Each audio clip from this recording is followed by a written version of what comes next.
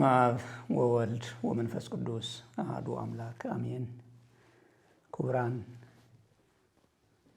ኣብ ውሽጢ ዓድን ኣብ ወፃእን ኮይንኩም ነዚ ሚድያ ትከታተሉ ዘለኹም ኣመንቲ ክርስቶስ ብስም ጎይታና መድሓኒትና ኢየሱስ ክርስቶስ ድሓን ደው ኢላትኩም ድሓን ደቐኒኻትኩም ኣሜን። ኣብ ህይወትና ዝዕለት ወሲኹ ኣብ ዕድመና ዝዕድመ ወሲኹ ቃሉ ክንሰምዕ ዝፈቀደልና ጎይታ ሰራዊት እግዚአብሔር አምላኽና ስሙ ዝተመስገነ ይኹን። እሞ ሎማዓንቲ ከም ናይ እግዚአብሔር ቅዱስ ፈቃድ ኣብ ናይ ርደተ መንፈስ ቅዱስ ወይም በዓለ ጳራቅሊጦስ ኣመልኪትና ሐዋርያ ቅዱስ ጳውሎስ ኣብ መልእኽታቱ ስለ መንፈስ ቅዱስ እንታይ ተናጊሩ ዝብል ቃል ኣምላኽና ክንመሃር ስለዚ ንኹላትና እዝነ ልቦናናን ዓይነ ልቦናናን ከፊቱ ቃሉ ሰሚዕና ፍረፍሪና ናይ መንግስቱ ወረስቲ ክንከውን ሕዚ እውን ብድጋሚ ናይ እግዚአብሔር ቅዱስ ፈቃድ ይኹነልና። እሞ ያው ኣብቲ ቅዱስ ቃሉ ከም ዝተነገረና መንፈስ ቅዱስ ካብቶም እግዚአብሔር ኣቦ ንደቂ ሰባት ዝሃቦም ውህብቶታት እቲ ናይ መወዳእታን እቲ ዝለዓለን ከም ዝኾነ ያው ቅዱሳት መጻሕፍቲ የርድኡና። ንኣብነት ጎይታና መድሓኒትና ኢየሱስ ክርስቶስ ድሕሪ ትንሣኤኡ ካብ ዘምሃሮም ትምህርትታት እቲ ሓደ ናይ ቅድሚ ትንሣኤ እውን እናተናገሮ ጸኒሑ እዩ። ብፍላይ ደሞ ኣብቲ ዕለተ ሐሙስ ኣብ ዮሐንስ ወንጌል ምዕራፍ 14 እስካብ 16 ክነንብብ ከለና ብስፍሓት ናይ መንፈስ ቅዱስ መምጻእ ይናገር።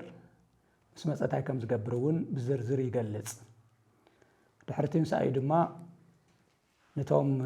120 ቤተሰብ ክርስቶስ ዝኾኑ ነቶም ደቀ መዛሙርቲ ክርስቶስ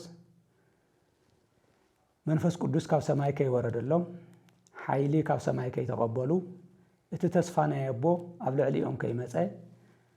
ካብ ኢየሩሳሌም ክወጹ ከም ዘይብሎም ያው ኣዚዝዎም ከም ዝነበረ ኣብ ሉቃስ ወንጌል ምዕራፍ 24 ቁጽሪ 49 ጽኑሁ ተስፋሁ ለአብ ናይ ኣቦ ተስፋ እስካዕ ዝመጸልኩም ተጸበዩ ዝብልን ከምኡ እውን ኣብ ግብረ ሐዋርያት ምዕራፍ 1 ቁጽሪ 8 መንፈስ ቅዱስ ካብ ላዕሊ ምስ መጸ ሓይሊ ምስ ተቐበልኩም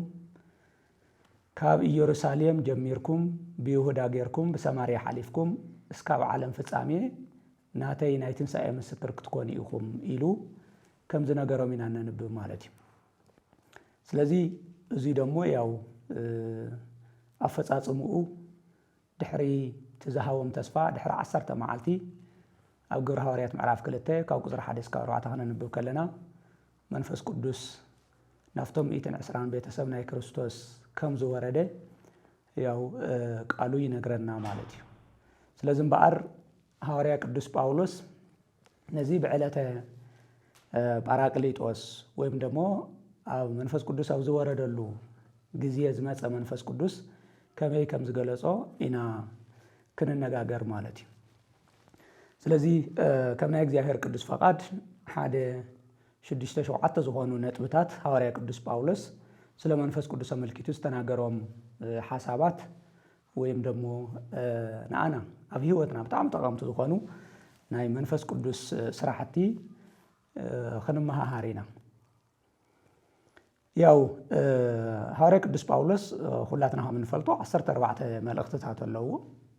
ኣብቶም 14 መልእኽትታት ስለ መንፈስ ቅዱስ ዝተነገሩ ነገራት ብምልኦም ኣብዚ ሓፂር ግዜ ዘርዚርና እንውድኦም ኣይኮንን። ግን ካብኣቶም ሓደ 6-7 ዝኾኑ ነጥብታት ግን ያው ኣልዒልና ክንነጋገር ኢና ማለት እዩ።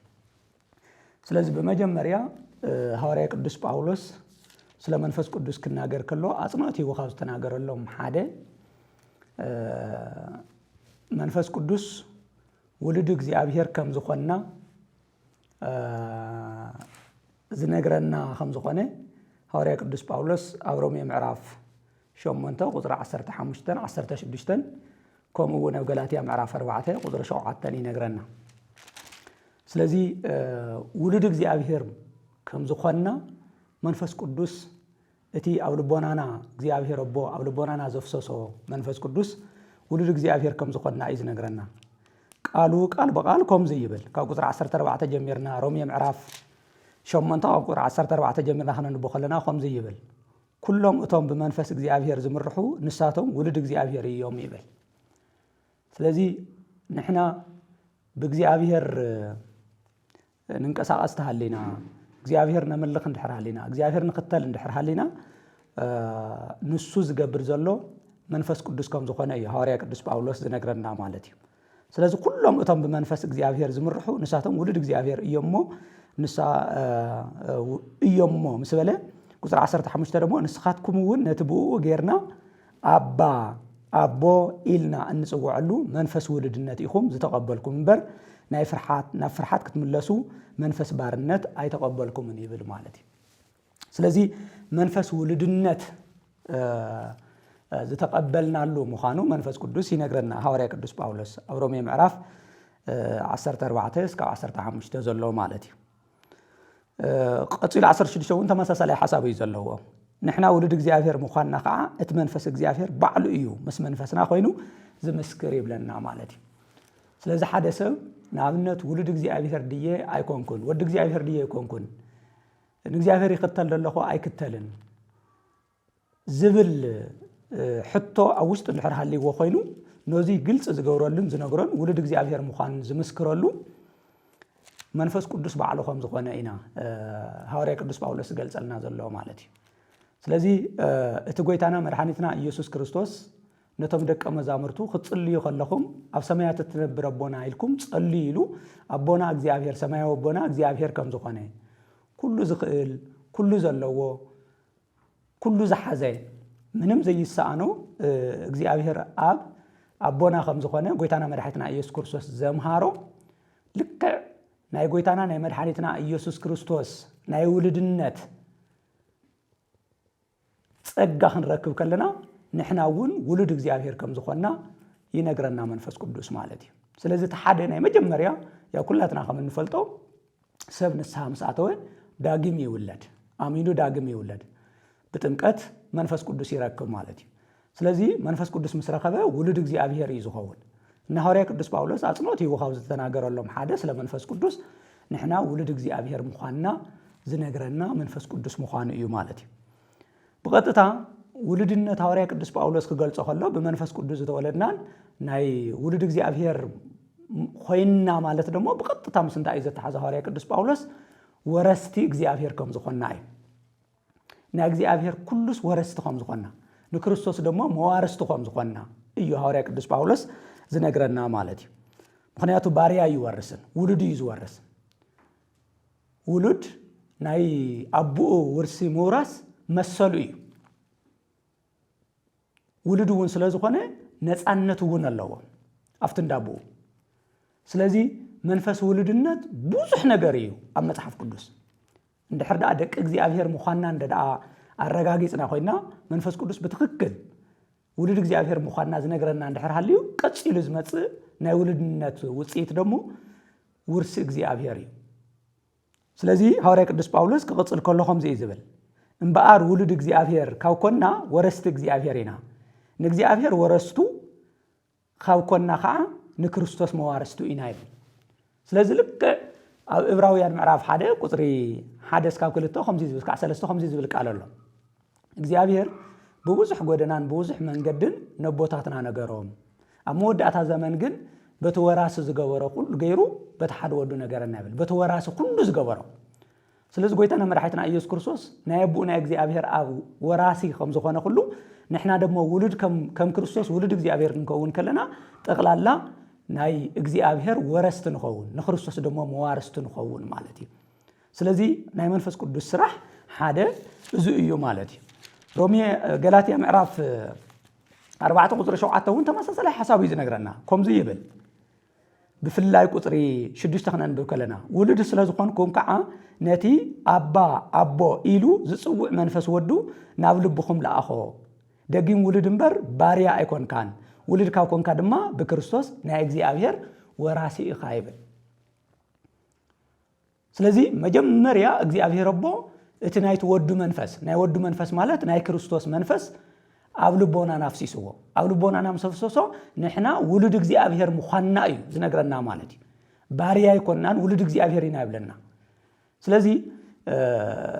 ጎይታና መድኃኒትና ኢየሱስ ክርስቶስ እውን ስለ መንፈስ ቅዱስ ክነግረውን ከለፍቲ ዮሐንስ ወንጌል ከምኡ ኢሉ ይነገርዎ ምዕራፍ 14 ቁጥሪ 1 ክነንብብ ከለና እጓለማውታ ክትኮኑ ኣቦነዶን ከም ዘይብሎም ህፃናት ኣይሓድገኩምን እየ ስለዚ እኳ ዳስ ውሉድ እግዚአብሔር ምዃንኩም ዝነግረኩምን ምሳኹም ዝነብርን ንዘለዓለም ምሳኹም ዝነብርን እቲ ኻሊእ መጽናዕንዒ መንፈስ ቅዱስ ናብ ሓቂ ዝመርሐኩም ናይ ሓቂ መንፈስ ክልእኸልኩም እየ ኢሉ ይናገር ማለት እዩ ስለዚ ውሉድ እግዚአብሔር ኮይና ማለት ኩላትና ናይ ኩላትና ብክርስቶስ እንኣምን ሰባት ሰማያዊ ኣቦና እግዚአብሔር እዩ ኮይኑ መቸም ኣድመጽትና ገልገለና ተመርዒና ውሉድ ዘለውና ክንከውን ንኽእል ገልገለና ዘይብልና ክንከውን ይኽእል بكرسوس زعمنا كل جن سماوي زخنا بو كل زخيل بو خم زلوا خامن كخيل الله أبونا دون كم زي باللوم كالوت أحزاب زي أمن سبات كنبر يقولون كنكسر يقولون زتفليه من قست زلوا فقادو ناي سماي فقادو أمدر زخنا له قويتا كل زخنا إجزي أبيه ربو خم زلنا خنا أمن يجبرنا عنا هوريا قدوس باولوس كابتي ناي منفس قدوس أبيت كريستيان صرحهم صراحتي بوانا نتزقلصو نحنا ولد እግዚአብሔር مخانا كنأمنن أبو خنبرني ስለዚህ አቦነ ደን ከም ዘይብለው ማይኮነን እግዚአብሔር ዝሓድገና ማለት ኢና እቲ ናይ ሓደ ሐዋርያ ቅዱስ ጳውሎስ ለመንፈስ ቅዱስ ተገለጸሎ ሓደ ንሕና ውሉድ እግዚአብሔር ምዃንና መንጋር እዩ እዚ ተደጋጊሙ ሐዋርያ ቅዱስ ጳውሎስ አስተፈላለየ መልእኽቱ ዝገለጸ እዩ ማለት እዩ ሎም ማዓንቲ ግን በዋናነት ሮሜ ምዕራፍ 18 ካብ ቁጥሪ 14 ጀሚርና እስካብ 17 ዘለኽነ ንብብ ከለና ከምኡውን ገላትያ ምዕራፍ 4 ካብ ቁጥሪ 6 ጀሚርና ክንብብ ከለና ዝጠቀስናዮ ጥቅስ እዩ ማለት እዩ بخاليه ونهالنا رومي معرف شمونته قصر 23 እውን መንፈስ ቅዱስ እትናይ መጀመሪያ ናአናስቶ هذا فرق እግዚአብሔር ከም ዝኾነ ይነግረና ማለት እዩ ቃሉ ከምዚ ይዝብል 23 رومي معرف شمونته قصري 23 ከምዚ ይብል ፍጥረት ጥራሕውን ኣይኮነን ንሕና ነቲ ቀዳማይ ፍረ መንፈስ ቅዱስ ተቀበልናውን ናይ ስጋና መድሓን ዝኾነ መሰል ውልድነት እናተጸበይና ብውሽጥና ነገዕረለና ይብል ስለዚህ እቲ ጎይታና መድኃኒትና ኢየሱስ ክርስቶስ እቲ እግዚአብሔር ረቦ ዝኣተወ ተስፋ ተጸበይ ዝበሎ አባና ኣብ ልቦና ናፍሲስዎ ናይ መጀመርያ ፍረ خمسه ተቀበልና ሐዋርያ ቅዱስ ጳውሎስ ደግሞ አመለክታቱ ነዚ ያረግጹ ይነግረና ማለት እዩ ሮሜ ምዕራፍ 8 ቁጥር 23 ሐዘ ነበብክዎ ማለት እዩ ስለዚህ ነተቀዳማይ ፍረ መንፈስ ቅዱስ ተቀበልና ይብል ስለዚህ مسولدነት ዝተተሓዘ እዩ ትፍረዝ ወልና ይውን እዚ ምናልባሽ ምስቲ ናይ መንፈስ ውልድነት ክነተሓዞ ንኽእሊና ማለት እዩ ምናልባሽ ሐዋርያ ቅዱስ ጳውሎስ ትኹረት ንገብር ስለ ዘለና እምበር ኣብ ዮሐንስ ወንጌል ምዕራፍ 1 ቁጥር 12 ዘሎ ሓሳብ ተመሳሳሊ እዩ ከምዚ እዩ ዝብል ነቶም ዝተቀበልዎን ብስሙን ዝኣምኑን ናኣቶም ውሉደ እግዚአብሔር ንኾኑ ስልጣን ሃቦም ይብል ታይሃቦም ነቶም ዝተቀበልዎን ዝኣመኑዎን ውሉደ እግዚአብሔር ንኾኑ ስልጣን ሃቦም ስለዚህ እዚ ውሉደ እግዚአብሔር ዝረኸብና ምዃንናን ስልጣን ዘለና ምዃንን መሰል ዘለና ምዃንን ያው ሐዋርያ ቅዱስ ጳውሎስ በመንፈስ ቅዱስ ተቃኒዩ ጽሒፍልና ንረኽቦ ማለት እዩ እቲ ኻልኣይ በኻልኣይ ደረጃ ሐዋርያ ቅዱስ ጳውሎስ ንመንፈስ ቅዱስ ዝገለጸሉ እንሪእሉ መንገዲ መዋርስ ትንሳኤ አካል ዘረጋገጸልና መንፈስ ቅዱስ ምዃነ እዩ ትንሳኤ መንፈስ ረኺብና ኣለና ምክንያቱ ምስ ክርስቶስ ሞይትና ምስ ክርስቶስ ተላዒልና ኢና ትንሳኤያዊ መንፈስ ረኺብና ወይም ደግሞ ተቀዳማይ ትንሳኤ ያው ሐዋርያ ቅዱስ ጳውሎስ ኣብ ቆሮንቶስ መልእክቱ ኣብ ዝጻሓፎ እቲ ናይ መጀመርያ ፍረ መንፈስ ቅዱስ ናይ መጀመርያ ትንሳኤ ከም ዝኾነ እዩ ነጊሩና ቀፂሉ ግን ልክ ከም ክርስቶስ አካላዊ ትንሳኤ ከም ዘለና ዘረጋግጸልና እቲ ንክርስቶስ ዘተሰአ መንፈስ ቅዱስ አባና ከም ዘሎን ዝነገረና ሐዋርያ ቅዱስ ጳውሎስ እዩ ማለት እዩ ነዚ እውን ንኣብነት ሮሜ ምዕራፍ 8 ቁጥሪ 11 ክንንብብ ከለና እንረኽቦ ሓሳብ እዩ ቃሉ ከምዚ እዩ ዝብል ናይቲ ንኢየሱስ ካብ ሞት ዘተስኦ መንፈስ ኣባኻትኩም ሓዲሩ እንተሃልዩ ግና اتن ኢየሱስ ክርስቶስ ካሞስ ዘተሰኦ ንሱ ነቲ ሞዋት ስጋኹምውን በቲ አባኻትኩም ሓዲር ዘሎ መንፈስ ገይሩ ህያው ክገብሮ እዩ ይብል እዚ ህያው ተስፋ እዩ ልክ እንተ ደኣ እቲ ንጎይታና መድኃኒትና ኢየሱስ ክርስቶስ ዘተሰአ መንፈስ ቅዱስ ምሳና እንድሕር ሃልዩ ኮይኑ ልክ ንክርስቶስ መንፈሳዊ አካል ሂቡ ከም ዘልዓሎ ወይም ደግሞ በመንፈሳዊ አካል ከም ዘልዓሎ ሁሉ ንሕናውን በአካላዊ በመንፈሳዊ አካል ከምንልዓል መንፈስ ቅዱስ ይነግረና ማለት እዩ ስለዚህ ዝዩ ሐዋርያ ቅዱስ ጳውሎስ ኣብዚ መልእክቱ እዚ ዝነግረና ዘሎ ምናልባሽ በደንብ ንመሓዝ አክል ደጊመን ተዘንቦ ደስ ይብለኒ ናይትን ኢየሱስ ካሞስ ዘተሰኦ መንፈስ አባኻትኩም ሓዲሩ እንተሃልዩ ግና እትን ኢየሱስ ክርስቶስ ካሞስ ዘተሰኦ ንሱ ነቲ ሞዋት ስጋኹምውን በቲ አባኻትኩም ሓዲሩ ዘሎ መንፈስ ገይሩ ህያው ክገብሮ እዩ ይብል ማለት እዩ ስለዚህ ትንሳኤና ርግጽ ምዃኑ ትንሳኤና ዘየጠራጥር ምዃኑ ኩሉ ግዜ ዝነግረና መንፈስ ቅዱስ እዩ ማለት እዩ ምኽንያቱ እቲ ንክርስቶስ ዘለዓለ መንፈስ ቅዱስ አባና ስለዘሎ አባና ሓዲሩ ስለዘሎ ያው ጌታና መድኃኒትና ኢየሱስ ክርስቶስ እውን አፍቲ ዮሐንስ ወንጌል ምዕራፍ 14 ኾሚሉ እንተም ደቀ መዛሙርቱ ዘጽናዕነዑ ዓለም ዘይፈልጦ ዓለም ዘይርዮ አባኻትኩም ሓዲሩ ንዘለዓለም ዝነብር ካሊእ መጽናዕኒ ክልኩም እየ ኢልዎ ዓለም ካሊእ ዘይኣምን ብክርስቶስ ኣይፈልጦን ኣይርዮን ኣመንቲ ግን ዝፈልጥዎን ዝርእዎን ኣብኣቶም ሓዲሩ ዝነብር ትንሳኤያዊ አካል ከም ዘለዎም ዝገልጸሎም መንፈስ ቅዱስ ከም ዘሎ ሐዋርያ ቅዱስ ጳውሎስ ኣብ ዝሕዝ ዘንበብናዮ ሮሜ ምዕራፍ 8 ቁጥር 11 ይነግረና ማለት እዩ ስለዚህ እቲ ካሊእ መንፈስ ቅዱስ ኣብ ሐዋርያ ቅዱስ ጳውሎስ መልእክታት ዝተገለጸሉ ትንሳኤያዊ አካል ከም ዘለና ዘረጋግጸልና መንፈስ ቅዱስ ምዃኑ እዩ እቲ ሳልሳይ መንፈስ ቅዱስ ዝተሐተምናሉ ማሕተምን ድሕነትና እንረጋግጸሉ መፍለጢናን ምዃኑውን ሐዋርያ ቅዱስ ጳውሎስ በተደጋጋሚ ኣብ መልእክቱ ዝገለጾም እዮም ምናልባሽ ክልተ ከሐዋርያ ቅዱስ ጳውሎስ ክልተ ኣብነታት ክጠቅስ ንኣብነት ካልኣይ ቆሮንቶስ ምዕራፍ 1 ቁጥር 21 22 ክነንብብ ከለና እንረኽቦ ሓሳብ ነዚ ይረጋግጸልና ካልኣይ ቆሮንቶስ ምዕራፍ 1 ቁጥር 21 22 ታየ ዝበልኩ መንፈስ ቅዱስ ኣብ ሐዋርያ ቅዱስ ጳውሎስ መልእክታት ካብ ዝተገለጸሎም ሓደ ናይ መወዳእታ ናይ ድሕነትና ማሕተምን መፍለጢና ዝደሓና ምዃንናን መፍለጢናን ምዃኑ ቃል ብቃል ምንም ትርጉም ከየለዮ ሐዋርያ ቅዱስ ጳውሎስ ኣብ ቆሮንቶስ ንዝነበሩ ክርስቲያን ኣብ ካልኣይ ቆሮንቶስ ምዕራፍ 1 ቁጥር 21 22 ከምዚ ክብል ገሊጸሎ እቲ ንኣና ምሳኻትኩም ብክርስቶስ ዘጽናዕናን ዝቐብአናን እግዚአብሔር እዩ ምስ በለ ቁጥር 21 እዩ እቲ ንኣና ምሳኻትኩም ብክርስቶስ ዘጽናዕናን ዝቐብአናን እግዚአብሔር እዩ ምስ በለ ቁጥር 22 ናቱ ከም ዝኾንና ዝሓተመናን መፍለጥታ ዝገበረልናን ኣብ ልቦናና እውን መተኣማመኒ መንፈስ ቅዱስ ዝሃበናን እግዚአብሔር እዩ ይብል መተኣማመኒ ናይ እንታይ መተኣማመኒ ናይ ድሕነትና መተኣማመኒ ናይ ድሕነትና ማሕተም ዝተገበርናሉ እንዲያው ቀጽኢሉ ናይ ባዕልትኩም ኣይኮንኩምን ይብል ካልኣይ ቆሮንቶስ ምዕራፍ ዳሕራይ ክመጽእ ካልኣይ ቆሮንቶስ ምዕራፍ ቀዳማይ ቆሮንቶስ ምዕራፍ 6 ቁጥሪ 19 ብደመ ክርስቶስ ይኹም ዝተገዛእኹም ናይ ባዕልትኩም ኣይኮምን ይብል ስለዚህ ማሕተም ማለት ብፍላይ ሐዋርያ ቅዱስ ጳውሎስ ኣብ ዝነበረሉ ዘመን ኣብ ቀዳማይ ክፍለ ዘመንን ጎይታና መድኃኒትና ኢየሱስ ክርስቶስ ኣብ ምድረ ዝነበረሉ ዘመንን ማሕተም ንኽልተ ነገር እዩ ብዋናነት ዝውዕል ነይሩ እቲ ሓደ ዋንነት እዩ ዝገልጽ ነይሩ ሓደ ነገር ተሓቲሙ ማለት እቲ ዝተሓተመ ነገር ናይ መን ከም ዝኾኑ ዝፍለጠሉ እዩ ነይሩ ማለት እዩ ስለዚህ እቲ ኣውዚ ዝነገረና ዘሎ መንፈስ ቅዱስ ማሕተምና ምዃኑ ዝነገረና ዘሎ ንሕና ውሉድ እግዚአብሔር ከም ዝኾንና ንሕና ድሕሪ እዚ ብደመ ክርስቶስ ተገዚእና ናይ እግዚአብሔር ከም ምዃንና ብደመ ክርስቶስ ዝተሓተምና ማሕተም መንፈስ ቅዱስ ዘለና ምዃንና እዩ ሐዋርያ ቅዱስ ጳውሎስ ዝነገረና ዘሎ ሰለስተ ዝኾናት እዩ ነገርና ውዚ ብፍላይ 22 ብደንብ ክንርድኦ ይግበአና ናቱ ከም ዝኾንና እዩ ዝብል ናቱ ከም ዝኾንና ዝሓተመናን መፍለጢ ማለት እዩ መፍለጥታ ኢሎም እዮም ተርጉሞም ነው ብትግርኙ መፍለጥ ማለት እዩ መለለይ እንልለየሉ እንፍለጠሉ ካብ ካልኦት ዘይኣምኑ ሰባት እንፍለየሉ ናይ መንፈስ ቅዱስ ማሕተምና ናይ መንፈስ ቅዱስ ህልውና እዩ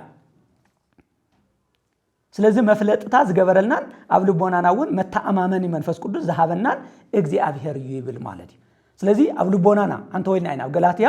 ምዕራፍ 4 ክንርኢ ከለና እቲ ናይ ወዱ መንፈስ ኣብ ልቦናና አፍሰሰ ይብል ኣብ ልቦናና ፈሲሱ ኣብ ልቦናና እንታይ ዝገብር ዘሎ መፍለጢ ንሕና እውን ንፈልጠሉ ዓለም እውን ዝፈልጠሉ ብፍላይ ደሞ ንሕና ንባዕልትና ንዓለምን ንፈልጠሉ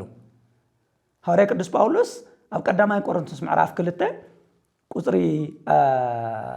ምዕራፍ 2 ኩሉ ተነንቦ ስለ መንፈስ ቅዱስ ይዝናገር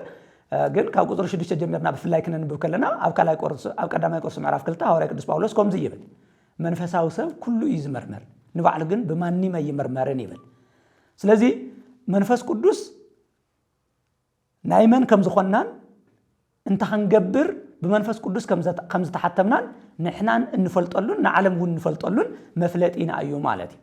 ብሓፈሻ ግን እቲ ማሕተም ዝብል ግን ንሕና ናይ እግዚአብሔር ውሉድ ምዃንናን ናይ እግዚአብሔር ምዃንናን ዋንነትና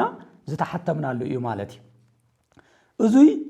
ምስ ሐዋርያ ቅዱስ ጳውሎስ ኣብ ካሊ መልእኽቱ ኣብ ኤፌሶን ምዕራፍ 1 ቁጥሪ 13 14 ክንንብብ ከለና ደሞ በካሊ መልክዑ ደሞ ነቲ ናይ መወዳእታ ድሕነትና ዝተሓተምናሉ ማሕተም ከም ዝኾነ ዓረቦነ መንፈስ ቅዱስ እንብሎ ዕርውን ማለት ከምዚ ሰርቲፊኬት ማለት እዩ በቃ ናይ መን ከም እንኳናስ እንፍለጠሉ መፍለጢ ማለት እና ሐዋርያ ቅዱስ ጳውሎስ ኣብ ኤፌሶን ዝነበሩ ህዝበ ክርስቲያን እውን ስለ መንፈስ ቅዱስ ማሕተም ከምዚ ክብል ይነገርዎ ኤፌሶን ምዕራፍ 1 ቁጥሪ 13 14 ከምዚ ይብል ቁጥሪ 13 ቃል በቃል ከንቦየ ካብ ንስኻትኩም እውን ይብል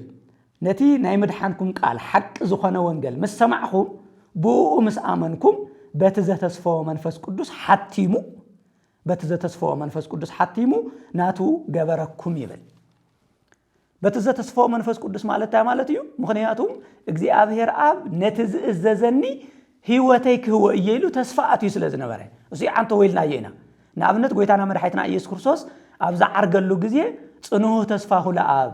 ናይ አቦ ተስፋ እግዚአብሔር አቦ ዘአተወ ተስፋ ተጸበይሉ ዝተናገሮ እግዚአብሔር አቦ ነቲ ዝእዘዝ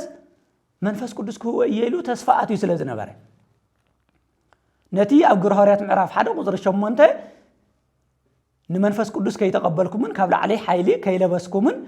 ካብ ኢየሩሳሌም ከይትወጹ ተባሂሉ ዝተኣዘዞም እቲ ናይ አቦ ተስፋ እዩ ሕዚ እንደገና ሐዋርያ ቅዱስ ጳውሎስ አረጊጹ ኣብ ኤፌሶን መልእኽቱ ምዕራፍ 1 ቁጥሪ 13 እስካብ 14 ዝነግረና ዘሎ ማለት እዩ ስለዚ ንስኻትኩም እውን ይብል ነቶም ኣመንቲ ኢኹም ዝሎም ዘሎ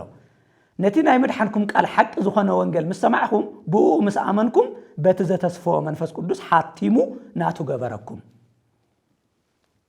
ቀጽሉ ቁጥሪ 14 ንኽብሩ ምስጋና ክኸውን እግዚአብሔር ነቶም ናይ ባዕሉ ዝኾኑ ኩሎም ክሳዕ ዘድሕኖም መንፈስ ቅዱስ ነቲ ክንረኽቦ ዘለና ርስትር ዕርውን እዩ ይብል ዕርውን እዩ ዓረቦነ መንፈስ ቅዱስ ዕርውን እዩ ማለት ናይ መጀመርያ መትሓዚ ሕዚ እስካ ሕዚ ረኸብናዮ ጸጋ ኣሎ ቀጸላይ ንረኽቦ ኣሎ ካብቶም ቀጸላይ ንረኽቦም አንተና ገለጽክዎ ነይረ ትንሳኤያዊ ኣካል ጋና ይረኸብና ትንሳኤ ኣካል ንረክብ ምዃንና መንፈስ ቅዱስ እዩ ዝነግረና ከምታ አንተ ሐዋርያ ቅዱስ ጳውሎስ ኣብ ሮሜ ምዕራፍ 8 ቁጥሪ 11 ዝነገረና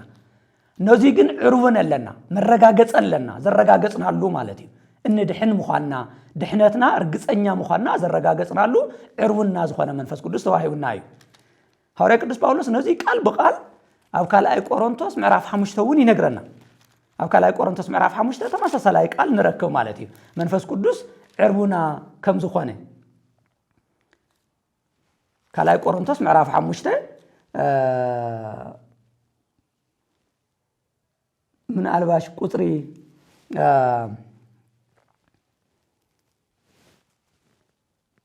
ቁጥሪ 5 ክንርኢ ንኽእል ኢና ከምዚ ይብል ነዚ ዘዳለወልና እግዚአብሔር እዩ ዕርውን መንፈስ እውን ዝሃበና ንሱ እዩ ይብል ነቲ ላዕላይ ዝበሎ እዩ ዝናገር ዘሎ ነዚ ዘዳለወልና እግዚአብሔር እዩ ዕርውን መንፈስ እውን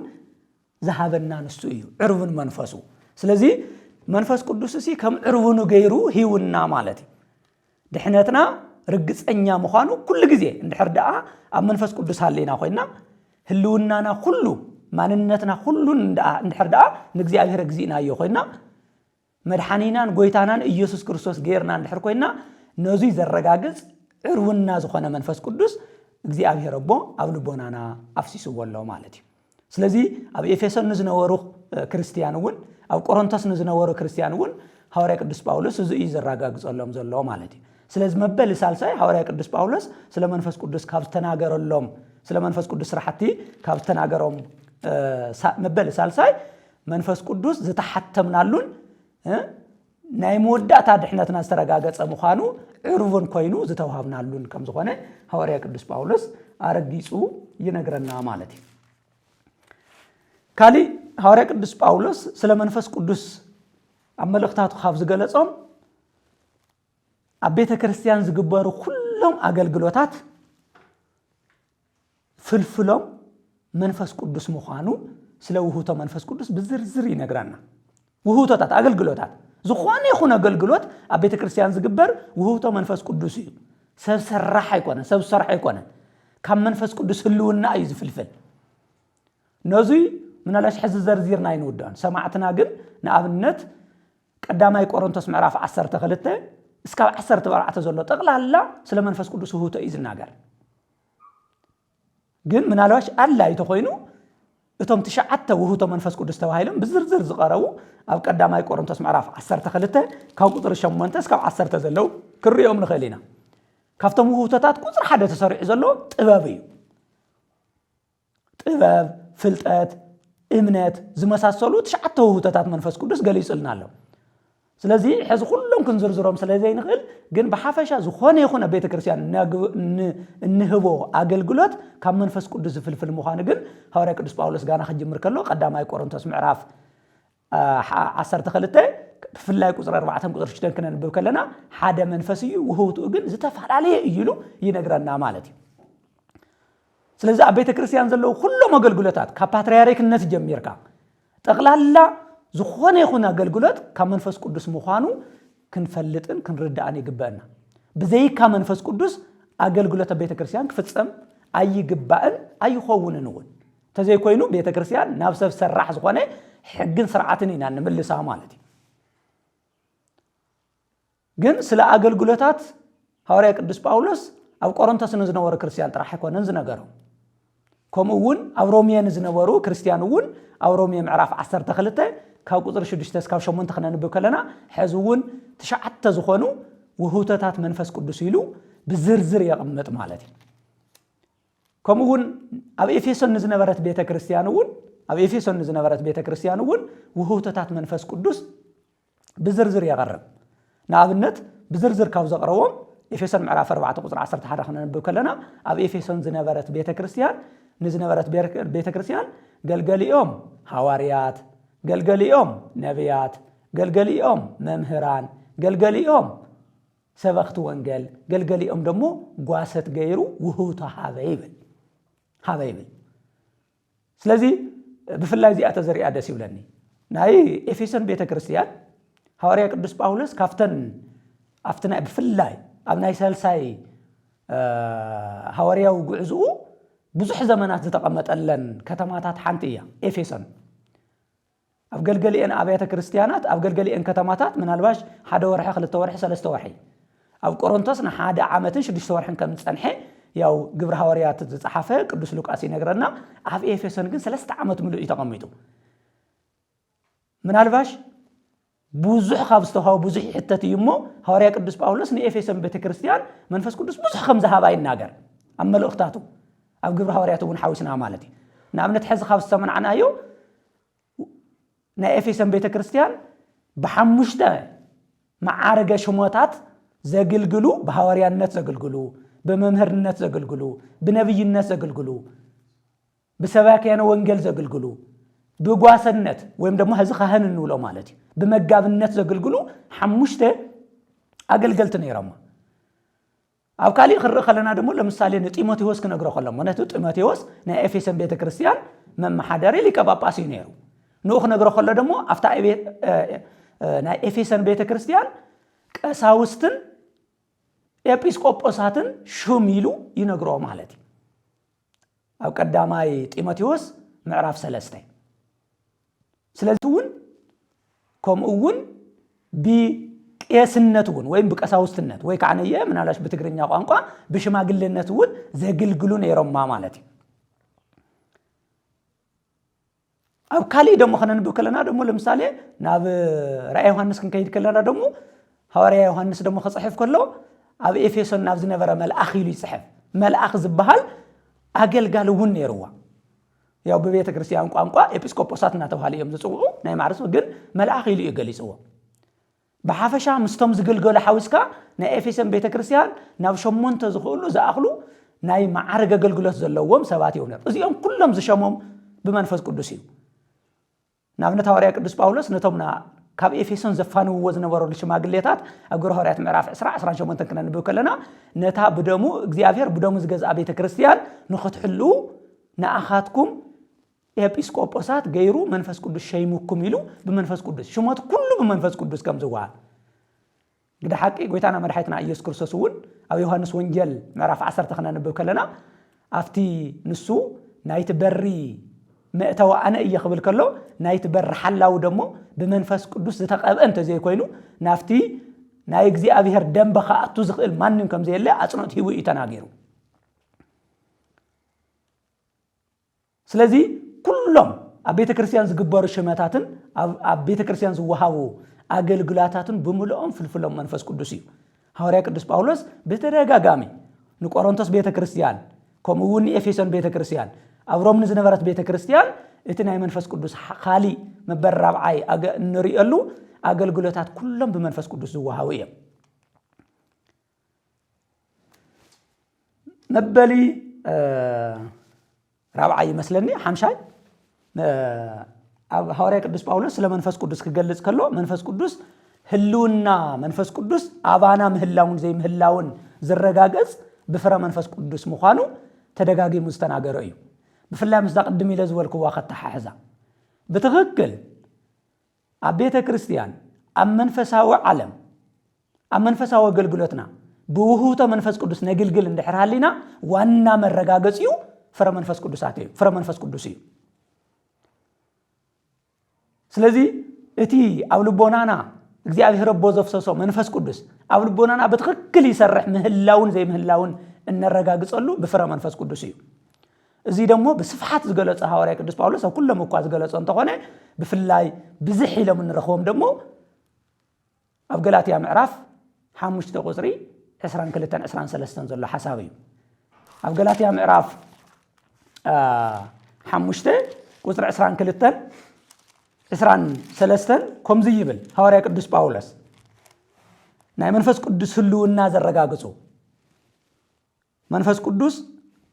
بتخكل ابيت كريستيان ننبر كم زلنا اب تحت قصصر منفس قدسن غويتانا مدحانيتنا ኢየሱስ ክርስቶስ غويتانان مدحانينان غيرنا ننبر مهلاونان زي مهلاونان زرغاغصلو حاده منገዲ ፍረ መንፈስ ቅዱስ እዩ غويتانا مدحانيتنا ኢየሱስ ክርስቶስ በተረጋጋሙ ዝበሎ ወእንፍሬሆሙ ተአምርዎም እዩ ካፍት ፍሬዮም ታይት ፍሬ ናይ መንፈስ ቅዱስ ፍሬ ናይ መንፈስ ቅዱስ ህልውና ዘረጋግጹ ፍሬ መንፈስ ቅዱስ ዝኾኑ ናብነት ኣብ ገላትያ ዝነበሩ ክርስቲያን ከምዚ ይብሎም ሐዋርያ ቅዱስ ጳውሎስ ገላትያ ምዕራፍ 5 ቁጽሪ 22 የዘንብብ ዘለኹ ሕዚ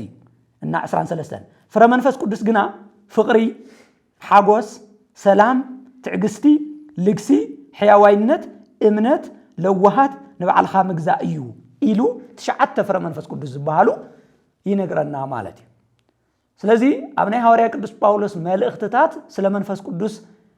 ካብነ ምህረሎም ሓደ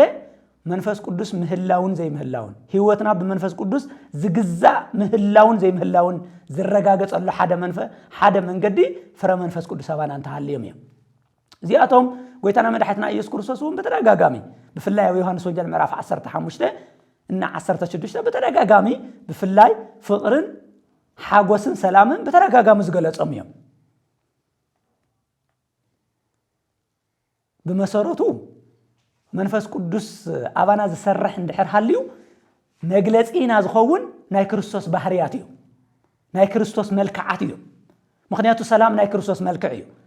ሰላም ዝኾነ ኃይል አይኮነን ወይም ዝኾነ ዘይጭበት ዘይድሰስ አይኮነን ሰላም ጎይታና መድኃኒትና ኢየሱስ ክርስቶስ ባዕሉ እዩ ነዚ ዝነገረና ሐዋርያ ቅዱስ ጳውሎስ ኣብ ኤፌሶን ምዕራፍ 2 ቁጥር 14 እዩ ሰላምና ንሱ እዩ ሰላም እዩ ንሱ ኢሉ ነጊሩና ስለዚ ፍቅር እውን ክርስቶስ እዩ ስለዚ እቲ መበለ ሓምሻይ ሐዋርያ ቅዱስ ጳውሎስ ስለ መንፈስ ቅዱስ ኣምልኪቱ ካብ ዝተናገረው መልእኽታቱ እንድሕር ደኣ መንፈስ ቅዱስ ኣባና ዝሰርሓል ኮይኑ ፍረ መንፈስ ቅዱስ ምህላዎም መረጋገጽ ከም ዝኾነ እዩ ነጊሩና ማለት እዩ እዚኦም ሓደ ክርስቲያን ምዃኑ ዝፍለጠሎም እዮም ጎይታና መድኃኒትና ኢየሱስ ክርስቶስ ናቱ ምዃንናን ዘይምዃንናን ዝረጋገጸሉ ፍቅረ እግዚአብሔርን ፍቅረ ቢጽን እንድሕር ሃሊና ከም ዝኾነ ኣረጋጊጹ እዩ ተናገሩ እዚ ክኸውን እንድሕር ኮይኑ ደሞ መንፈስ ቅዱስ ክህሉ ኣለዎ ስለዚ ኣብ መበል ሓምሻይ እንልዕሎን እንሪኦን ኣብ ሐዋርያ ቅዱስ ጳውሎስ መልእኽታት ናይ መንፈስ ቅዱስ ህልውና ፍረ መንፈስ ቅዱስ ምዃኖም እዩ እዚኦም ናይና መታወቂያታት እዮም ንሕና بمنفس قدوس نسرح مهلاونا بمنفس قدوس نجلجل مهلاونا أجلجلاتنا كلهم بنايوه منفس قدوس مخانم بفريقهم يوم فلاتو سلازم بيت كريستيان أجلجلاتها بملهم تجلجلوا بناي منفس قدوس وهو تأيو التجلس الله دمه بفرا منفس قدوسي بفرا منفس قدوسي سلازم يوم كل التحصرات يوم كل التعمدات يوم بيت كريستيان بزيكا وهو منفس قدوس كالي أيرليان بزيكا بفرا منفس قدوس دمو بخالي اي تجلصن كفقر وصان كريستيان مغلاص اي قال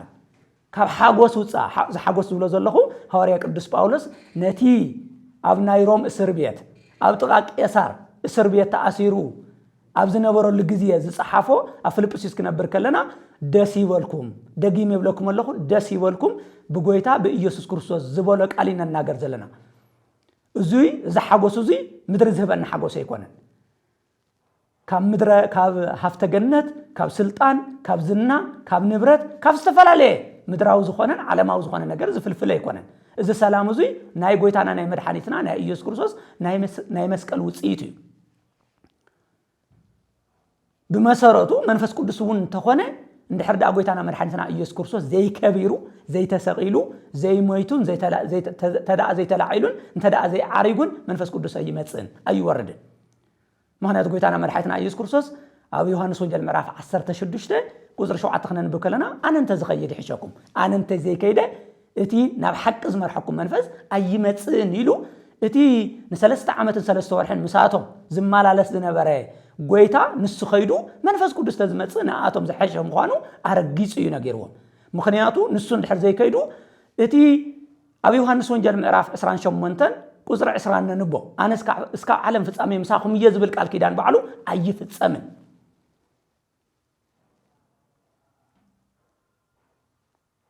سلازت أيزبل زلخو بيت كريستيان بوهوتا منفس قدوس تقلقل بفرا منفس قدوس دوما تقلق من الباش أوزي انبزبلنا بهوت منبار انبزبلنا عند حر حالي خوينو كمتي قويتانا مرحيتنا إيسوس قبر زوالو خنصنح خنصبي قبنا هذا النيلنا خنلماني قبنا كاوزي وصاي كالي مراحن كالي ناي اغلغلوت وهوتن بيتكريستيان زلوا خمس زلوا مصحف قدوس اي نغرنان اتا استريو اي نغرنان ስለዚህ በዋናነት መንፈስ ቅዱስ ሐዋርያ ቅዱስ ጳውሎስ አጽንኦት ይወኻብ ተናገረለው ቤተክርስቲያን በውህውተ መንፈስ ቅዱስ ተሰርሕ በፍረ መንፈስ ቅዱስ ደግሞ ትግለጽና ዓለም መግለጽያ ፍረ መንፈስ ቅዱስ እዩ አይነስታውስ እንዲና አምነቶም ናይ መጀመሪያ ቤተክርስቲያን ኣብ ኢየሩሳሌም ዝነበረት ቤተክርስቲያን ጋና ከይሰበኹና ሃለው ኣብ ሕደም ብዝነበረ ፍቅሪ እናራአዩ ክንደይፋተው እናወሉ بهيوتهم سبقت سلازنورو بزحات زي أمن سبات بتفقرهم تسحبهم ناب كريستوس يأتونيرو سلازم مجلسيا ما ننتهز قلت قالوا ويم متواكيا ناي بيت كريستيان فرا منفس قدوسيا حيوانات فقري حاجوس عرسخا مجزا رهرايه مئزاز قدسنا زيهم كلهم زمساسلو فتحي እዚኦም ብሙሉኦም ፍረ መንፈስ ቅዱስ እዮም بزي كهلونا منفس قدوس ياتم كنا رغاغص አይንخلن ምናልባሽ ቤተክርስቲያን ካብ ዓለም ተማሂራ بناء عالم منجدي إذا من نجارات زي أتوم كرجع قص إيلا تحسب تقولنا بيت كريستيان فتصيم منجد خمسة يكونن منجد تستغل كم زلوان أيو منفس قدوس إنها وريك قدوس باولس بمنفس قدوس بيلوز نجار النازل له مالتي سلازي اتمبلي شاد شاي النوريو زي يزقون مالتي مبلي شاوعي وريك قدوس باولس سلام منفس قدوس قلص كلهم نحنا ناي منفس قدوس محداري بيت مقدس كم زخنا ايو وريك قدوس باولس بتدغاغا مزغلص مالتي نابنت اب قداماي قرنቶስ ምዕራፍ 6 ቁጥር 19 ተخنا نبب كلنا اذا حساب زي بقطታ نركب قداماي قرنቶስ ምዕራፍ 6 ቁጥሪ 19 كم زي يبل ቁጥር 19 سبنتكم بيت مقدس نايتي خاب እግዚአብሔር استقبلكمو አውሽጥኩም ዘሎ መንፈስ ቅዱስ ከም ዝኾነ ዶ አይትፈልጡን ይኹም ይብል ስለዚህ ሰውነትና ናይ መንፈስ ቅዱስ محደሪ ከም ዝኾነ ሰውነትና ናይ እግዚአብሔር ገዛ ክኸውን محደሪ ክኸውን በመሰረቱ በመስጥረ ስላሴ መንፈስ ቅዱስ እንድሕር ሃልዩ እግዚአብሔር ወልደሎ እግዚአብሔር ወቦሎ ስለዚህ በሐፈሻ ናይ እግዚአብሔር ቤተ መቅደስ ክንከውን ናይ መንፈስ ቅዱስ محደሪ ክንከውን ሰውነትና ከም ዝተፈጠረ ምስ መንፈስ ቅዱስ ተሓይዞ ሐዋርያ ቅዱስ ጳውሎስ ይገልጸልና ማለት ነዚ ናይ መንፈስ ቅዱስ محደሪ ዶ አይኮነን እዩ ሰውነትኩም ዝበለ ሐዋርያ ቅዱስ ጳውሎስ ኣብ ካልኣይ ቆሮንቶስ ምዕራፍ 6 ቁጥር 16 ደግሞ ናይ እግዚአብሔር محደሪ ይኮነን ዲይሉ ይነግረና ማለት ስለዚህ በሐፈሻ መንፈስ ቅዱስ እንድሕር ሃልዩ እግዚአብሔር ወልድ እግዚአብሔር መንፈስ ቅዱስ ከም ዘለው እዚ ኣብ ካልኣይ ቆሮንቶስ ምዕራፍ 6 ቁጥር 16 ዝገለጸ ደግሞ መረጋገጺ ይኾነልና ማለት ስለዚህ ከምዚ ይብል ቁጥር 16 ካልኣይ ቆሮንቶስ ምዕራፍ 6 ቁጥር 16 መቅደስ እግዚአብሔር ምስጣወት እንታይ ስምዕነት ኣለዎ እግዚአብሔር مساعتهم كنبريه اما اخلهم كمالالسيه انا ون املاخهم كخونيه نساتهم كحزبي كخون ايوم كم زبله نحنا بيت مقدس ياو እግዚአብሔርና ይሉ ሐዋርያ ቅዱስ ጳውሎስ ይረጋገጽ ማለት ስለዚህ በፍላይ ያው ዝተሓተትኩ ወሕቶ ሐዋርያ ቅዱስ ጳውሎስ አመልእክታቱ ስለ መንፈስ ቅዱስ ወለ ስለዝኾነ በዋናነት ሐዋርያ ቅዱስ ጳውሎስ ኣብ ቀዳማይ ቆሮንቶስ ምዕራፍ 6 ቁጥር 19 ከም ሰማዕናዮ ንሕና ሰውነትና ናይ መንፈስ ቅዱስ محደሪ ናይ መንፈስ ቅዱስ ገዛ ከም ዝኾነ እዩ ሐዋርያ ቅዱስ ጳውሎስ ዝነግረና ማለት ስለዚህ በመሰረቱ ጎይታና መድኃኒትና ኢየሱስ ክርስቶስ ነቲ ናይ እግዚአብሔር محደሪ ክኸውን ዝተፈጠረ ማንነትና ጋና መጀመሪያ ክንፍጠር ከለና بملكعن بمثلن እግዚአብሔር ዝተፈጠርናዮ ማንነትና እግዚአብሔር በአና ክግለጽ ዝፈጠረው ማንነትና በሰንከ ውድቀት ምክንያት ናይ ሰይጣንን ናይ ተኸተልቱን محደሪ ኮይኑ ስለዝነበረ በደመ ክርስቶስ ሕጽጽው ቢሉ ከምቲ ኣብ ሕዝቅኤል 36 ዝተነገረ መጀመሪያ በማይ በቃሉ በደሙ ገይሩ መስሐጸበና ባደ ይኮነን ገዲፍና ባዕሉ መንፈስ ቅዱስ እዩ ነተልቦናና ተቋጻጺሩን አው ሓዲሩን ማለት ስለዚህ ሐዋርያ ቅዱስ ጳውሎስ መስ መንፈስ ቅዱስ ተሓሒዙ ካብ ዝተናገሮም እቲ መበለሻው ዓይን ንሪኦ ንሕና محደሪ መንፈስ ቅዱስ ናይ መንፈስ ቅዱስ ታወት ከም ዝኾና እዩ ሐዋርያ ቅዱስ ጳውሎስ በአጽንኦት ዝናገር ማለት እዚ ኣብ ኤፌሶን መልእክቱ እውን በተደጋጋሚ ገሊጽዎ ንረኹ ንኣብነት ኣብ ኤፌሶን ምዕራፍ 2 ካብ ቁጥር 19 ጀሚርና ክነንብብ ከለና ከምዚ እዩ ዝብል እምበአር ንስኻትኩም ኣብቲ ኢየሱስ ክርስቶስ ባዕሉ እምኒ ማዕዙን ዝኾነ መሰረት ነቢያትን ሐዋርያትን ዝተሃነጽኩም ኢኹም ደጊም ንቅዱሳን ደቂ ዓዶም ንእግዚአብሔር ድማ ቤተሰቡ ኢኹም እምበር ኣጋይሽን ስደተኛታትን ኣይኮንኩምን ምስ በለ ቁጥር 21 እቲ ህንጻ ብምሉኡ ዝተቀደሰ ቤተ መቅደስ ምን ትኸውን ብጎይታ እናተጋጣጠመ ይዓቢ ንስኻትኩም እውን ብመንፈስ ቅዱስ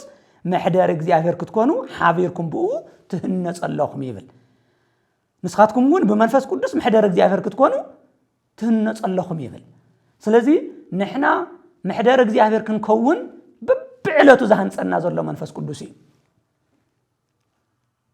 በብዕለቱ هذه መንፈስ ቅዱስ ሲ ኣብ ህይወትና እንታይ ይሰርሕ ዘሎ ተይልናስ ንሕና ናብ መልክዕን ምስልን ክርስቶስ ክንዓቢ በብዕለቱ መንፈስ ቅዱስ ይሰርሐና ኣሎ ምክንያቱ መጀመሪያ ዝተፈጠርናሉ ማንነት እውን ብመልክዕን ብምስልን እግዚአብሔር እዩ ነይሩ ስለዚህ ናፍቲ ዝተፈጠርናሉ ማንነት ምክንያቱ ናይ ወዲ ሰብ ኣብዚ ምድሪ እቲ ሓደ ናይ መጀመሪያ ቀውሲ ናይ ማንነት ቀውሲ እዩ ሰብ ንፍቅር እምበር ንጽልኢ ተፈጠረ ንፍረ መንፈስ ቅዱስ እምበር ንፍረ ሰይጣን ኣይተፈጠረን መግለጺ ወዲ ሰብ ዝስማዕምዖ ዝተፈጠረሉ ማንነትን ንጥረ ነገርን ፍቅሪ እዩ ሓጎስ እዩ ሰላም እዩ ርህራሄ እዩ ምትሕግጋዝ ምርድዳ እዩ ካውዚ ወፃእ ዘሎ ናይ ሰይጣን እዩ ምክንያቱም በተቃራኒ ሐዋርያ ቅዱስ ጳውሎስ ፍታንቶ ዘነኮ ገላትያ ምዕራፍ ካብ 16 ጀሚርና ክነንብብ ከለና ፍረ ስጋ ዝወለም ወይም ደግሞ ናይ ስጋ ስራሕቲ ዝወለም 16 ዝኾኑ ዘርዚሩ ኣሎ ስለዚ ንሕና ዝደሓና በክርስቶስ ዝኣመና ኣሚንና ናይ መንፈስ ቅዱስ መሕደር ዝኾንና ሰባት በብዕለቱ መሕደር እግዚአብሔር ክንከውን ንህነጽ ኣለና መሕደር እግዚአብሔር ማለት እዩ መግለጽ እግዚአብሔር ፍቅር ምዃኑ እንገልጽ እግዚአብሔር ሩህሩህ ምዃኑ እንገልጽ ምክንያቱ መጀመሪያ ሰማዕትና ናይ መጀመሪያ ዘለዓልናዮ ሓሳብ ኣስታውስዎ መንፈስ ቅዱስ ውሉድ እግዚአብሔር ምዃንና ይነገርና ወዲ እግዚአብሔር ዝኾነ ንእግዚአብሔር እዩ ዝመስል ናይ እግዚአብሔር ባህርያት እዩ ዘንጸባርቕ ናይ እግዚአብሔር ማንነት እዩ ዝገልጽ እግዚአብሔር ፍቅር ከም ዝኾነ ሁሉ ውሉድ እውን ፍቅሩ ናይ አቡ እዩ ዝገልጽ ካውዚ ወፃእ ዘሎ ንሕና ንግለጸሉ መንገዲ ኣይኮነን ስለዚህ ሐዋርያ ቅዱስ ጳውሎስ ነዚ ናይ መሕደር መንፈስ ቅዱስ ክንከውን ባዕሉ መንፈስ ቅዱስ በብግዚኡ ይሃንጸና ኣሎ ይሰርሐና ኣሎ ኣብ ካልኣይ ቆሮንቶስ ምዕራፍ 4 ቁጽሪ 16 ክነንብብ ከለና እውን ከምዚ እዩ ዝብል ምንም እኳ እቲ ወፃእ ሰውነትና ደጋዊ ሰውነትና በብግዚኡ እንተበለየ እቲ ውሽጣዊ ሰውነትና በብግዚኡ ይሕደሰሉ ይብል መን እዩ ዝሕድሶ ዘሎ መንፈስ ቅዱስ እዩ ዝሕድሶ ዘሎ ናበይ እዩ ዝሕድሶ ዘሎ ንክርስቶስ ክመስል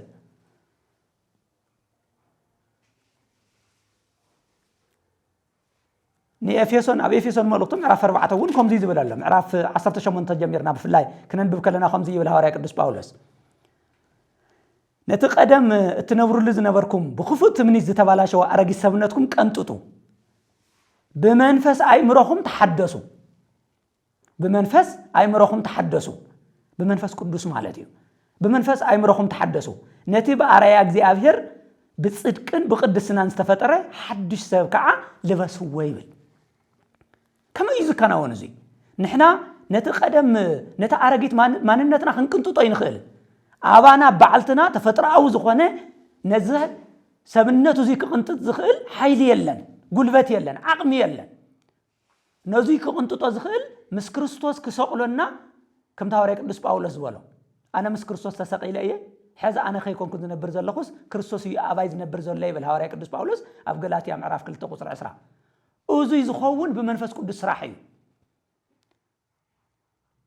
ስለዚህ محدر እግዚአብሔር محدر መንፈስ ቅዱስ ክንከውን ዝሰርሐና መንፈስ ቅዱስ ባዕሉ እዩ መንፈስ ቅዱስ ኩሉ ግዜ ናብ ክርስቶስ መልክዕን ምስልን ክንዓቢ ዝሰርሐና ዘሎ ንሱ እዩ ስለዚህ ናይ መንፈስ ቅዱስ ስራሕ ሐዋርያ ቅዱስ ጳውሎስ መልእክታት ዝተገለጸሉ እዚ በዚ መልክዕ እዩ ማለት እዩ ስለዚህ በመንፈስ አይምሮኹም ተሐደሱ ኮም ይዝብል ናይ ሮሜ ሰባት እውን ኣብ ሮሜ ምዕራፍ 12 ቁጽሪ 2 ኮሚና ንረከብ ነዛ ዓለም እዚ ይትምሰሉ ነዛ ዓለም እዚ ኣይትምሰሉ ሐዋርያ ቅዱስ ጳውሎስ ንሮሜ ሰባት ከም ዝተናገሮም ምዕራፍ 12 ቁጽሪ 2 ከምዚ ይዝብል ሮሜ ምዕራፍ 12 ቁጽሪ 2 ከምዚ ይብል ቁጥር 1 ጀሚሮ ከንቦ ከለኹ እምበኣር ኣሕዋታይ ሰብነትኩም ህያውን ቅዱስን እግዚአብሔር ዝሕጉስን መስዋዕት ገይርኩም ክትቀርብዎ በምሕረት እግዚአብሔር እልምነኩም ኣለኹ እዚ ድማ እቲ ግቡእ መንፈሳዊ አገልግሎትኩም እዩ ምስ በለ ቁጥር 2 እቲ ሰናይን ዝሕጉስን ፍጹም ዝኾነ ፈቃድ እግዚአብሔር እንታይ ምዃኑ ምእንቲ ክትመርሚርኩም ክትፈልጡ አይምሮኹም በመሕዳስ ተለወጡ ይብል ማለት እዩ አንቶ ሰሚዕና የተኮይና ንኤፌሶን ዝነገሮም አይምሮኹም በመንፈስ ተሐደሱ ይዝበለ አውዚ ሐዋርያ ቅዱስ ጳውሎስ ዝናገረ ዘሎ በመኒና ንሕደስ ተልና የሐዋርያ ቅዱስ ጳውሎስ መልሱ ዝኸውን ኣብ ኤፌሶን ዝነበሩ ክርስቲያን ኣብ ዝጽሓፈ መልእክቱ ኣብ ምዕራፍ 4 23 ዘሎ በመንፈስ አይምሮኹም ተሐደሱ ዝብል ዝኸውን አባና በባዕልትና ክንሕደሰሉ ንኽእል ኃይል የብልና በመንፈስ ቅዱስ ኢና ንሕደስ ተሐዲስና እንታይ ኢና ንኸውን ናይ እግዚአብሔር መሕደር ንኸውን نا እግዚአብሔር محدر مخنا بمنتاي ዝፍለጥ بملكعن مثلن ክርስቶስ እዩ ልክ ከም ክርስቶስ ለምሳሌ ንእግዚአብሔርን ንጸላእትናን ክንፈቱ ከለና ክነፍቅር ከለና ልክ ጎይታና መድኃኒትና ኢየሱስ ክርስቶስ ነትናይ ቦ ሓጎስ ክብል ነትናይ መስቀል ውርደት ከምዚ ይብል ሐዋርያ ቅዱስ ጳውሎስ ንዕብራውያን ክጽሕፍ ከሎ ንኹሉ ውርደት ንዒቑ ንኹሉ ውርደት ንዒቑ ነቲ ናይ መስቀል ሞት ዝተዓገሰ ነቲ ናይ እምነትና ንናይ ቦ ነተው ቅድሚኡ ዘሎ ሓጎስ ክብል ነቲ ናይ እምነትና ጀማርን ፈጻምን ዝኾነ ኢየሱስ ክርስቶስ ጠሙት ይብል ንናይ ቦ ነተው ቅድሚኡ ተዘርጊሑ ዘሎ ሓጎስ ክብል ናይ መስቀል ሞት ዝተዓገሰ ናይ እምነትና ጀማርን ፈጻምን ዝኾነ ኢየሱስ ጠሙት ይብል ሐዋርያ ቅዱስ ጳውሎስ ስለዚ ጠቕላላ መንፈስ ቅዱስ ታይ ዝገብር ጎይታና መድኃኒትና ኢየሱስ ክርስቶስ ክንጥምት ንኡ ክንመስል ደድሕሪኡ ክንክተል ብኩሉ ባህርያቱ ክንመስሎ እዩ ናይ መንፈስ ቅዱስ ስራሕ ኩሉ እዚ ዝገብር ዘሎ እዚ እዩ እምበር ሐዋርያ ቅዱስ ጳውሎስ በብግዚኡ ብመንፈስ ቅዱስ ተሃነጹ ዝብለና ዘሎ ማለት እዩ እና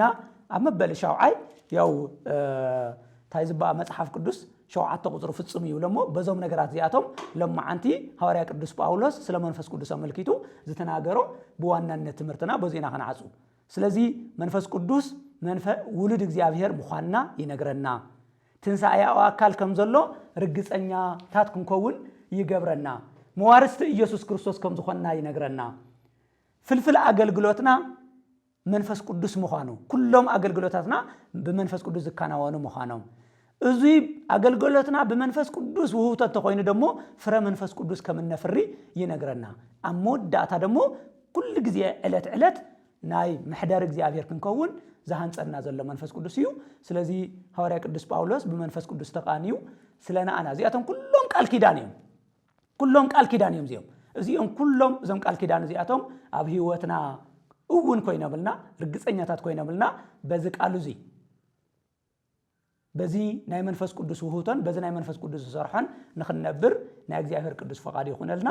በድጋሚ እንኳ ናብ ዝኽብር በዓል በሰላም መጽሐና ወስብሐት ለእግዚአብሔር